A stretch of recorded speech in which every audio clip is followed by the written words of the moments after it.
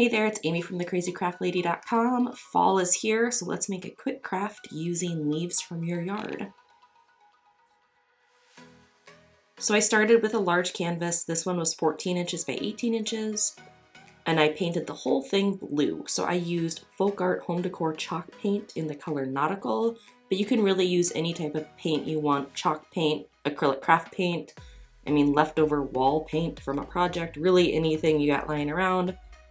It's going to get covered in Mod Podge anyway, so the base paint doesn't matter as much. Just choose a color that you like.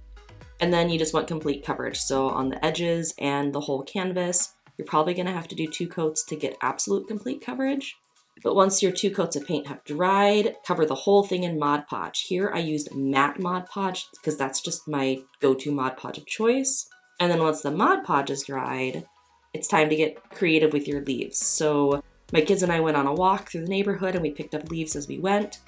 It's better to get leaves that are like fresher, that have like just fallen, instead of leaves that have started to dry out. It makes them easier to adhere later, and you'll see that when I started adhering them. But the first thing you want to do is just lay everything down, and you want to trim the stems because those are harder to stick down as well. So trim the stems pretty short. But I just used kind of like an ombre pattern here. So I did the darker, redder, brown leaves at the bottom and the more yellow-green leaves at the top. But you can use really any pattern or arrangement you like. And then once you have your leaves laid out the way you want them, pull out your iron and some parchment paper. So you want the iron on like medium-high heat with no steam. No steam is very important. And then you're just going to start on one end of your canvas. Lay down a piece of parchment paper to protect your surface because you don't want to iron directly on the Mod Podge. And when you iron, it reactivates the Mod Podge and it gets the leaf to stick to the canvas surface.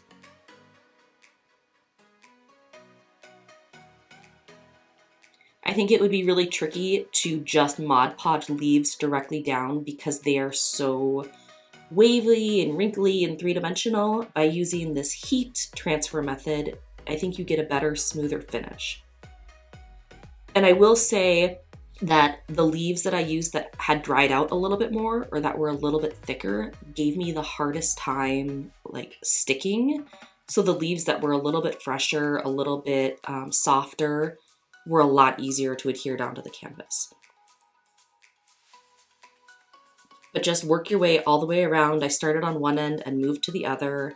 And as you get going and you get closer to, the center of the canvas, you can use a larger piece of parchment paper or 2 pieces of parchment paper. Just be really careful not to have the iron touch anything other than the parchment paper, because if it does touch, the Mod Podge or the paint, it's gonna mess up your iron surface.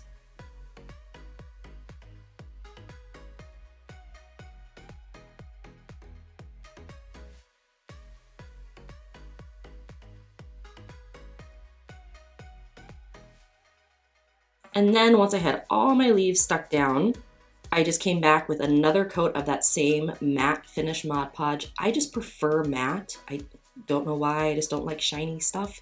But you can use whatever Mod Podge you've got in your craft stash and give it another really good coat. And here, if there's any edges of leaves that are kind of like poking up, you can kind of add some Mod Podge underneath and try to smooth them down a little bit more. It doesn't have to be exactly perfect, but I would be quite generous with this top coat and cover the entire canvas.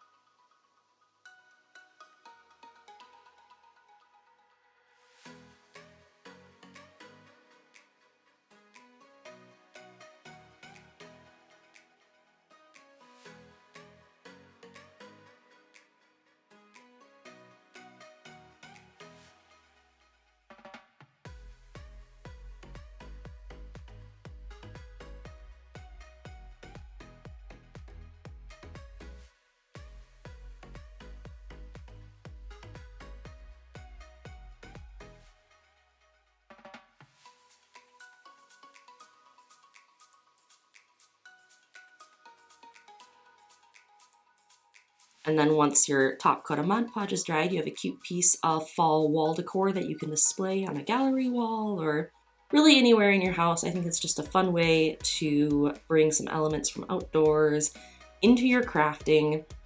And my kids really got a kick out of being able to select the leaves for one of my craft projects. I do hope you enjoyed this tutorial. Until next time, happy making!